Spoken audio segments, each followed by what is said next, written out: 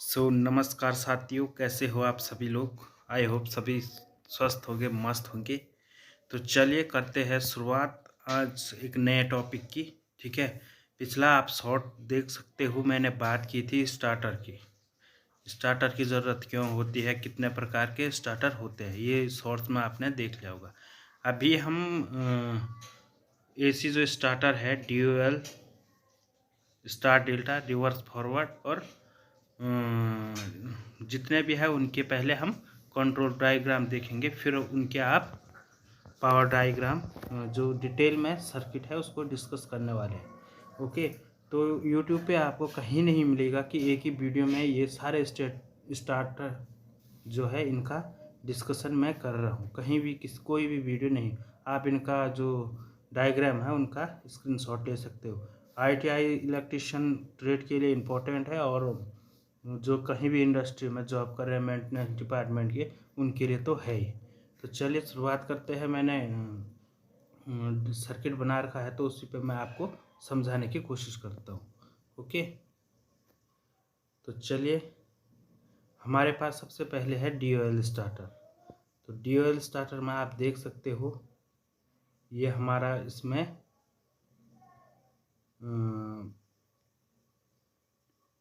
ये हमारा फेज जाता है एंड ये हमारा न्यूट्रल। ओके, तो सबसे पहले फेज MCB पे हमारा आता है। ओके, MCB से OLR में हम इसकी कनेक्शन करेंगे। ये हमारा जो है कंट्रोल डायग्राम है। OLR से हमारा जाता है, आप देखते होंगे रेड जो कलर का बटन होता है वो हमारा होता है स्टॉप पुश बटन, जो कि NC होता है। उसके बाद सीधे जाता है उसका जो सेकंड जो पॉइंट निकलता है वो हमारा जाता है, आप ग्रीन कलर का कोई पुश बटन देखते हो स्टार्टर पे, उस पे जाता है। तो वो हमारा नॉर्मली ओपन रहता है। तो वहाँ से उसका आउटपुट जो कनेक्शन निकलता है वो हमारा जाता है सीधे कॉन्ट्रैक्टर के A1 पॉइंट में।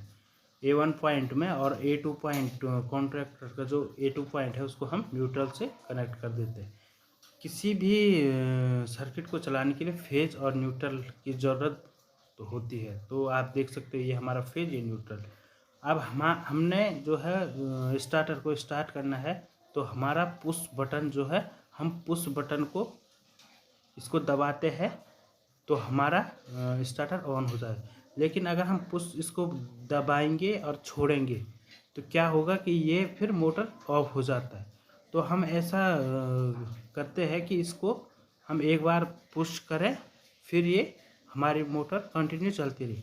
तो इसके लिए हम जो हमारा ऑक्सिलरी इसका होता है, ऑक्सिलरी कॉन्टैक्टर, उसका जो एनो पॉइंट से हम कनेक्ट करते थे, ताकि हमारी मोटर इस जो कॉन्टैक्टर ऑन होने के बाद आपका जो ये लोड है, ये आपका जो ये सर्किट जो है ये बाईपास यहाँ से हो जाता है। फिर हमारा स्टॉप करने के लिए NC पॉइंट यहाँ से लेते हैं। तो ये हुआ हमारा इसकी कंट्रोल और आपका पावर डायग्राम, ये देख सकते हो आप। ये BYR RYB हमारा है। ठीक है, MCB लगा है, MCB में गया, ये कॉन्ट्रैक्टर में गया, OLR में गया। फिर आप यहाँ पे देख सकते हैं मोटर के 3 पॉइंट। तो आप फटाफट स्क्रीनशॉट भी लेते रहिए इन सर्किट डायग्रामों का। सेकंड नंबर पे बात करते हैं हम आपका स्टार डेल्टा की। ठीक है, ये हमारा फेज, ये हमारा न्यूट्रल पॉइंट है। फेज हमारा होता है MCB में गया, वही है हमारा NC स्टॉप पुश बटन पे जो आपका रेड कलर का होता है। फिर OLR में कनेक्शन गए, OLR से आपका स्टार में स्टार्ट जो बटन है उसमें कनेक्शन गया। वहाँ से एक कनेक्शन हमारा सीधे जाता है टाइमर में, दूसरा हमारा आएगा आपका मेन कॉन्टैक्टर में। स्टार कॉन्टैक्टर है और डेल्टा कॉन्टैक्टर है।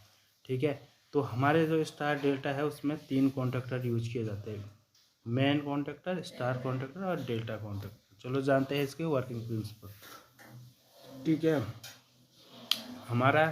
हमारी जो मोटर है स्टार्टिंग में बहुत हाई लोड पे स्पीड पे चलती है। मतलब अपने 10 से 15 गुना जो है करंट लेती है। तो इसके लिए हम क्या करते हैं, मोटर को चलाने के लिए, इसके लिए पहले स्टार में चलाएंगे, फिर हम डेल्टा में चलाते हैं। तो स्टार में चलाने के लिए आपका जो है, हमारे ये ऑटोमेटिक सिस्टम लगा हुआ है कि हमारा 10 से 15 सेकंड तक मोटर जब तक पूर्ण अपना स्पीड लोड में नहीं आ जाती है तब तक हमारी मोटर स्टार में चलेगी। अगर मोटर स्टार्ट होने के बाद अपने जो है नॉर्मल कंडीशन में आने के बाद हमारे जो टाइमर है इस पर हमने टाइम सेट किया होता है 15 से 20 सेकंड, तो ये ऑटोमेटिकली आपका डेल्टा में कनेक्ट हो जाता है। तो आप इसका जो है पूरा सर्किट देख सकते हो, इस प्रकार से हमारा ये वर्क करता है। ओके, इसमें आप देख सकते हो हमने होल्डिंग दी हुई है, ठीक है। इसमें देख सकते हो हमारा जो ये स्टार्ट से आया, एक हमारा टाइमर में गया, फिर मेन कॉन्टेक्टर में डायरेक्ट ही नहीं जाएगा, ठीक है। यहाँ पे हमारा स्टार का एनओ कनेक्ट है और मेन का जो है इसी का हमारा एनसी जो पॉइंट है वो हमारा कनेक्ट है, फिर उससे होते हुए मेन कॉन्टेक्टर में जाता है। इसी प्रकार से हमारा यहाँ पे आप देख सकते हो स्टार में ये टाइमर का एनसी से होते हुए डेल्टा का एनसी से इंटरलॉकिंग करते हुए हमारा स्टार कॉन्टेक्टर में कनेक्शन किया हुआ है। इसी प्रकार डेल्टा के लिए टाइमर का एनओ से हमारा इंटरलॉकिंग और एनसी स्टार से इंटरलॉकिंग करते हुए हमारा डेल्टा में डेल्टा जो कॉन्टेक्टर है उसमें हमारा सप्लाई आई हुई है। तो ये हमारा ये है A2 पॉइंटों पे सारे पे न्यूट्रल कनेक्शन हमने दे दिया है। तो कॉन्टेक्टर क्या है, इसको डिटेल में जानने के लिए मैं आपके लिए एक पूरा वीडियो बनाऊंगा, ऐसे में आपको पूरा डिटेल में समझ में आ जाते हैं कि उसमें कितने पॉइंट होते हैं, क्या होते हैं, किस पॉइंट का क्या काम होता है, कैसे काम करता है। तो उसके लिए आप कमेंट कीजिए। बाकी आप ये सर्किट डायग्राम बहुत इंपॉर्टेंट है, आप इसके स्क्रीनशॉट लेते रहिए। बात करते हैं इसके पावर डायग्राम की, तो पावर डायग्राम आप देख सकते हो यहाँ पे वही RYB, R phase, Y phase, blue phase, MCB, MCCB, module cage, ठीक है, circuit breaker, OLR overload coil आप जानते होंगे। यहाँ से हमारा मेन कॉन्टेक्टर में जाता है, उससे होते हुए डेल्टा में और स्टार में। स्टार में आप देख सकते हो ये हमारा तीनों का कॉन्टैक्ट जो है शॉर्ट की हुई है और यहीं से हम लेंगे, फिर ये हमारी मोटर है। ओके, यहीं से हमारे पॉइंट ये मोटर में आ रखे हैं। अब फिर बात करेंगे हम रिवर्स फॉरवर्ड की, तो ये है हमारा रिवर्स फॉरवर्ड। फिर वही है phase neutral, MCB, OLR, stop button. Okay, stop button है, ये स्टार्ट बटन, इसमें 2 स्टार्ट बटन का हमने यूज किया हुआ है। ओके, यहाँ पे इंटरलॉकिंग दे के आप देख सकते हो कि जो फॉरवर्ड कॉन्टेक्टर में हमारी जो सप्लाई आ रही है वो हमारे रिवर्स कॉन्टेक्टर से इंटरलॉकिंग होके आ रही है, और रिवर्स कॉन्टेक्टर में जो सप्लाई जा रही है वो हमारा फॉरवर्ड कॉन्टेक्टर से इंटरलॉकिंग एनसी पॉइंट से आ रही है।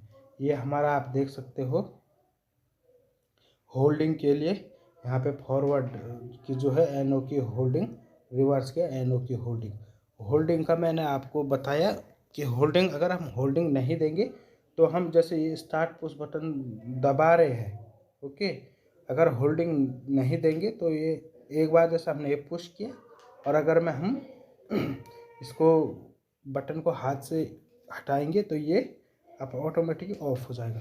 तो एक बार हमारे मोटर के पॉइंट तक सप्लाई जाने के बाद ये ऑटोमेटिकली यहाँ से बाईपास हो जाता है, इसके लिए हमें होल्डिंग देते हैं।